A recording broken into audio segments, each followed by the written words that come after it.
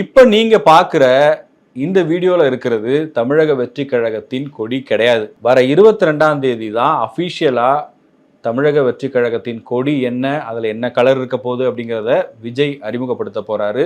இன்னைக்கு பனையூரில் இருக்கக்கூடிய டிவிகேவின் ஆஃபீஸில் ஒரு ட்ரையல் பார்த்துருக்காங்க. ஒரு மார்க் பண்ணி பார்ப்பாங்களே, இப்போ ஒரு பெரிய நிகழ்ச்சிகள் நடக்குது அப்படின்னா ரிஹர்சல் மாதிரி பார்ப்பாங்க. அந்த மாதிரி கொடியேற்றக்கூடிய அந்த நிகழ்ச்சியை எப்படி நடத்தணும் அப்படிங்கிறதுக்காக ஒரு ட்ரையல் பார்த்துருக்காங்க. அதுக்காக ஒரு டெம்பரவரியான ஒரு ஃப்ளாக் ரெடி பண்ணியிருக்காங்க. அதுதான் நீங்கள் வீடியோவில் பார்க்குற இந்த ஃப்ளாக். அந்த ஃப்ளாக் எல்லோ கலரில் இருக்குது. சென்டரில் விஜயோட ஃபோட்டோ இருக்குது.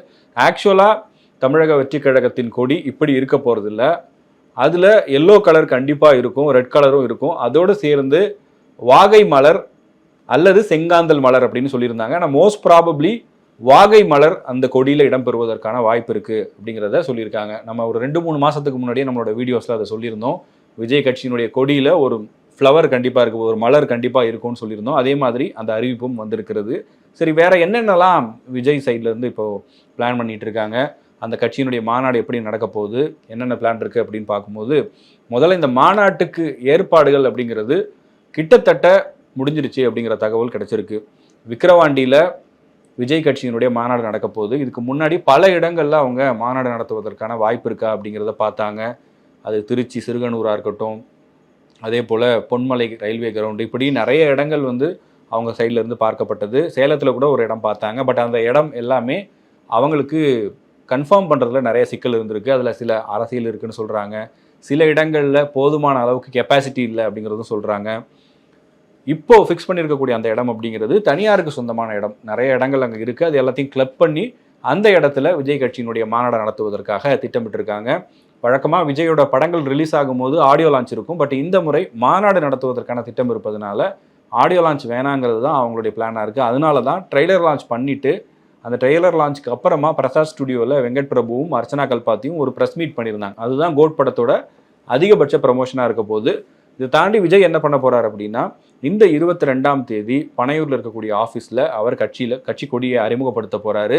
அதே நேரத்தில் தமிழ்நாட்டில் இருக்கக்கூடிய 234 சட்டமன்ற தொகுதியிலும் பிரதான இடங்களில் அந்த கட்சியினுடைய கொடியை ஏற்றுவதற்கான வேலையை ஏற்கனவே அந்த கட்சியினுடைய நிர்வாகிகள் தொடங்கியிருக்காங்க.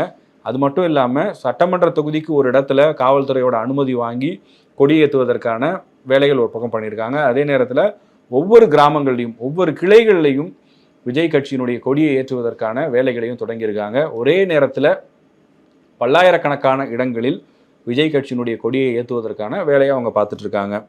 இன்னொரு முக்கியமான விஷயம் என்ன அப்படின்னா, எதனால் இதற்கு இவ்வளவு முக்கியத்துவம் அப்படின்னு பார்க்கும்போது, டிவிகேவினுடைய உறுப்பினர் சேர்க்கை குறித்த தகவல்கள் வந்தது.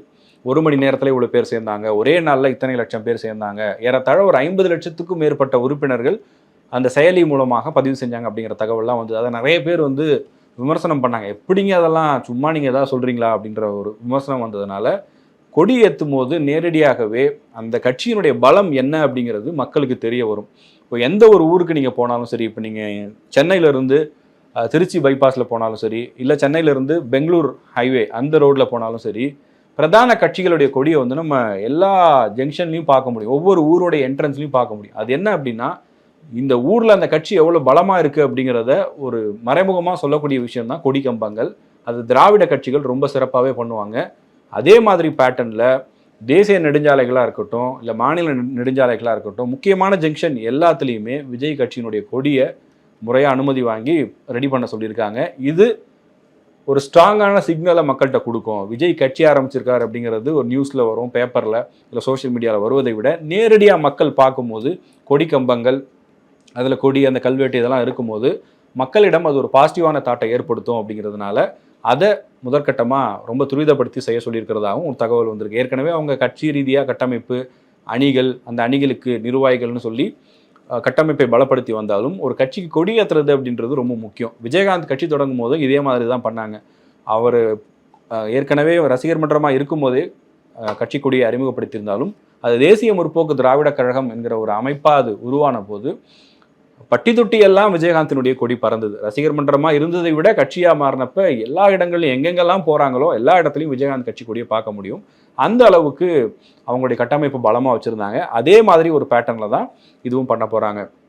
இன்னொரு விஷயம் என்ன அப்படின்னா, இந்த நிகழ்ச்சியில் யார் யாரெல்லாம் கலந்துக்க போகிறாங்க அப்படின்னு விசாரிக்கும் போது விஜய், புசி ஆனந்த் உள்ளிட்டவர்கள் இந்த நிகழ்ச்சியில் இருப்பாங்க. ஆனால் ரசிகர்களோ தொண்டர்களோ எல்லாரும் வருவதற்கான ஏற்பாடு செய்யப்படலை. சுமார் 250லேருந்து 300 பேர் மட்டும் பங்கேற்பதற்கான ஏற்பாடுகள் அங்கே பண்ணியிருக்காங்க. அந்த கட்சியினுடைய தலைமை பொறுப்பில் இருக்கிறவங்க, மாவட்ட தலைவர்கள், இவங்க எல்லாரையுமே அழைச்சிருக்காங்க. அவங்க எல்லாரும் முன்னாடியும் தான் இந்த கொடியை விஜய் அறிமுகப்படுத்த போகிறாரு. அதோடு சேர்த்து அன்றைய தினமோ அல்லது மாநாட்டுக்கு ஒரு சில நாட்களுக்கு முன்பாக விஜய் கட்சியினுடைய ஆந்தம், இப்போ ஒவ்வொரு கட்சிக்கும் பிரச்சார பாடல்கள் இருக்கும் இல்லையா, அதே மாதிரி விஜய் கட்சியினுடைய அஃபிஷியலான சாங்கையும் ரிலீஸ் பண்ண போகிறாங்க. இதுவும் மாநாட்டிற்கு முன்பாகவே. ஏன் இப்போ ரிலீஸ் பண்ணுறாங்க? ஒரு மாநாடு நடத்தி பிரம்மாண்டமான முறையில் அத்தனை லட்சம் பேருக்கு முன்னாடி அந்த கொடியை அறிமுகப்படுத்தினா இன்னும் மாசாக இருக்குமே அப்படிங்கிற ஒரு கேள்வி இருக்கலாம். ஆக்சுவலாக ஒரு படம் ரிலீஸ் ஆகிறதுக்கு முன்னாடி ட்ரெய்லர் வரும் இல்லையா, இந்த ட்ரெய்லரில் கிடைக்கிற வைப்பு தான் அந்த படத்துக்கான ஓப்பனிங்காக அமையும். அந்த மாதிரியான ஒரு பேட்டர்னில் கொடியை அறிமுகப்படுத்தும் போது மாநாட்டுக்கு வரும்போதே அந்த வாகனங்களில் தொண்டர்கள் எல்லாம் அந்த கொடியை கட்டிட்டு வருவாங்க.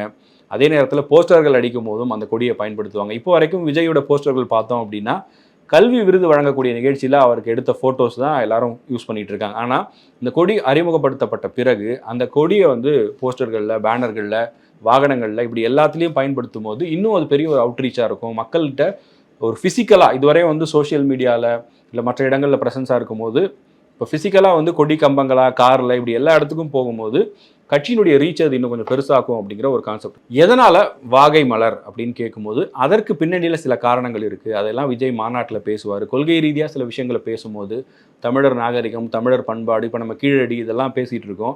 இது எல்லாமே தமிழர்களுடைய தொடர்புடைய விஷயங்களாக இருக்குது. அந்த மாதிரி இந்த வாகை மலருக்குன்னு சில சிறப்புகள் இருக்குது. அதையும் ஒரு காரணத்தோடு தான் இந்த கொடியில் விஜய் சூஸ் பண்ணியிருக்காரு. அந்த காரணத்தை விஜய் மாநாட்டின் போது சொல்லுவார் அப்படிங்கிற ஒரு தகவலும் சொல்லப்படுது. ஓவராலாக பார்க்கும்போது தமிழக வெற்றிக் கழகம் அடுத்த மாதம் கோட் படம் ரிலீஸ் ஆன பிறகு மாநாட்டில் கொள்கை உள்ளிட்ட விஷயங்களை அறிவித்து முழு நேரமாக ஒரு அரசியல் கட்சியாக செயல்பட தொடங்கும். விஜய் இன்னொரு படம் கமிட் ஆகி இருந்தாலும் கூட ஒவ்வொரு மாதமும் கட்சி பணிகளுக்கு என்ன குறிப்பிட்ட டைமை அலாட் பண்ணி கட்சி பணிகளில் தீவிரமாக ஈடுபட போகிறாருன்னு சொல்லியிருக்காங்க. அதே நேரத்தில் கட்டமைப்பு ரீதியாக நிர்வாகிகளை துரிதப்படுத்தி அவங்களுடைய வேலைகளையும் துரிதப்படுத்த சொல்லியிருக்கிறதாகவும் சொல்லப்படுது. விஜய் கட்சியின் கொடி என்ன நிறத்தில் இருக்க போகுது அப்படிங்கிறது ஏற்கனவே ஓரளவுக்கு அவங்களுடைய ரசிகர்கள், ஆதரவாளர்களே கணிச்சிருக்காங்க. நான் சிலர்கிட்ட பேசும்போது அவங்களே சொல்கிறாங்க. ஏன்னா அவங்களுடைய எல்லா போஸ்டர்ஸ்லேயும் விஜயோட அஃபிஷியல் லெட்டர் பேட்லேயுமே அந்த கலர் இருந்தது. எல்லோ கலர், ரெட் கலர் கண்டிப்பாக அந்த ஃப்ளாகில் இருக்க போகுது. அதோடு சேர்த்து வாகை மலர், வாகை அப்படிங்கிறத அவங்க இன்னொரு வகையிலையும் கனெக்ட் பண்ணுறாங்க. இப்போது விஜய் அப்படின்னாலே வெற்றி, தமிழக வெற்றி கழகம், வாகை மலர், இப்படி அந்த வெற்றியை நாங்கள் கனெக்ட் பண்ணுறோம் அப்படிங்கிற ஒரு லாஜிக்கை சொல்கிறாங்க. அது எந்த அளவுக்கு சரியாக இருக்கும், அது அரசியல்னு வரும்போது இதெல்லாம் மட்டுமே போதுமா அப்படிங்கிற கேள்விகள் ஒரு பக்கம் இருந்தாலும் அவங்களுடைய லாஜிக் அப்படிங்கிறது விஜய், வெற்றி, வாகை இது எல்லாத்தையுமே ஒரு பிராண்டிங் ஆஸ்பெக்டில் மக்கள்கிட்ட கொண்டு போய் சேர்க்கறதுக்காக இதை பண்ண போகிறதா சொல்கிறாங்க. தமிழக வெற்றி கழகத்தினுடைய கொடி எப்படி இருக்க போகுது, விஜயனுடைய அரசியல் நகர்வுகள் எப்படி இருக்க போகுது அப்படிங்கிறத பொறுத்து இருந்தால் பார்க்கணும்.